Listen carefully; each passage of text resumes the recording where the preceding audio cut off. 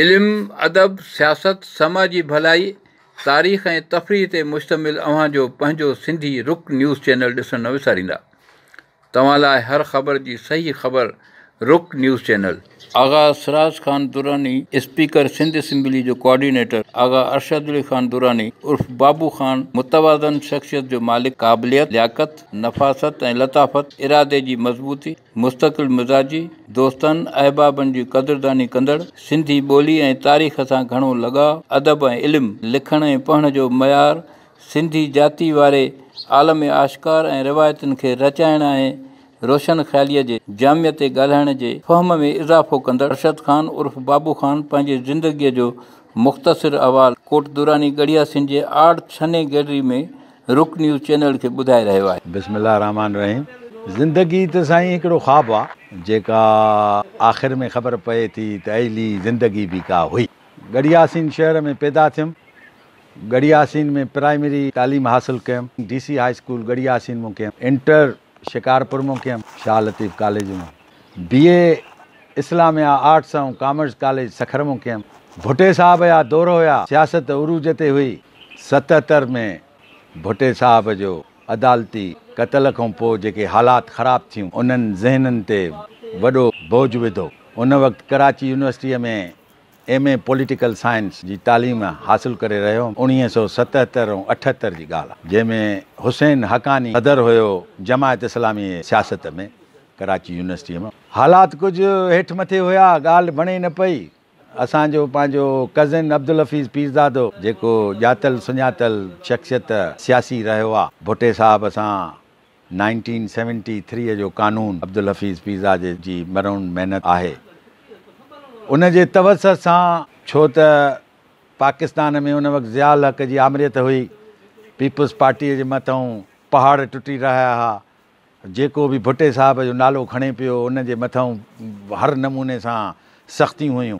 तंहिंजे करे हुननि जी मूवमेंट ते वॾो असरु हुयो। पोइ अब्दुल हफ़ीज़ पीरज़ादे जी कोशिशुनि में उन वक़्तु एलिज़ाबेथ परबी काउंसलर हुई कराची में, उन जे तवसत सां मूंखे वीज़ा मिली। 1982 जून 30 ते मां हे मुल्क छॾियो, मुंहिंजो प्यारो वतन छॾियो। छाजे करे? इन वतन में मुंहिंजो प्यारो क़ाइद ज़ुल्फ़कार अली भुट्टो, जंहिं पाकिस्तान खे 1971 टुटण खां पोइ हुन बचायो, पाकिस्तान जो वक़ार बुलंद कयो, पाकिस्तान खे एटमी ताक़त, छो त उन वक़्तु हाणे जीअं तव्हां ॿुधो था त अमेरिका आहे, फलाणो आहे, टिमकाणो आहे, उन वक़्तु फ्रांस खां यूरेनियम जॾहिं पंहिंजो असांजे शहीद ज़ुल्फ़कार अली भुट्टे हासिलु कयो त अमेरिका हुन ते ईअं ई पाबंदियूं आयूं आहिनि जीअं ईरान जे मथां आयूं आहिनि त पाकिस्तान खे यूरेनियम न मिले।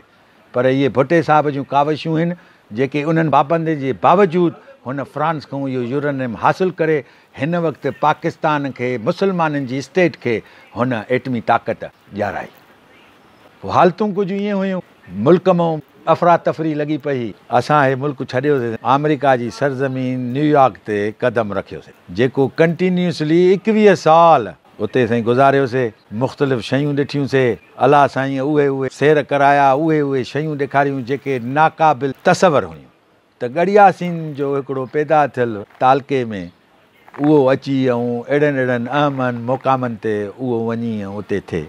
1984 में हिकिड़ी बहितरीनु छोकिरी मिली जंहिंसां मुंहिंजी शादी थी। उन मूंखे वॾो सहारो ॾिनो। ख़ानदान उनजो लिखियलु पढ़ियलु हुयो। मुंहिंजो सहुरो अमेरिकन पायलट थी रहियो आहे जंग, ऐं मुंहिंजी ससु एविएशन सां तालुक़ु रखंदी हुई। जर्मन ख़ानदान हुयो जेको अची अमेरिका में बसी पंहिंजी ज़िंदगी उते गुज़ारियऊं। शिकागो इलिनॉय स्टेट जे सिसरो शहर में रहंदा हुया, उते बि कुझु वक़्तु गुज़ारियोसीं। मुख़्तलिफ़ स्टेटियूं घुमियूंसीं, मुख़्तलिफ़ मुल्का घुमियासीं। उन सूरत में अमेरिका खां कॾहिं वापसि पंहिंजे मुल्क में आयो ऐं हिते तव्हांजो हाणे छा शुगुल आहे, छा था करणु? जॾहिं मुंहिंजे वालिद साहब 91 में फ़ौत थी चुको हुयो, असां ॿ भाउर हुयासीं, आगा अमजद अली ख़ान ऐं मुंहिंजो नालो अरशद अली ख़ान। मुंहिंजो भाउ प्यारो पाकिस्तान जो ज़हीन तरीन शख़्सियत जेका 8 दर्जे खां पोइ पाकिस्तान तारीख़ आहे त सिंधी वॾेरो त असां खणी असां पाण खे न चवंदा आहियूं, पर सिंधी ज़मींदार जो पुटु पहिरियों दफ़ो पाकिस्तान एयरफोर्स में शामिल थियो। 1970s में एयरफोर्स छॾे पब्लिक सर्विस कमीशन जो इम्तिहान पास कयईं, जंहिंमें हुन टॉप कयो। उनखां पोइ एक्साइज़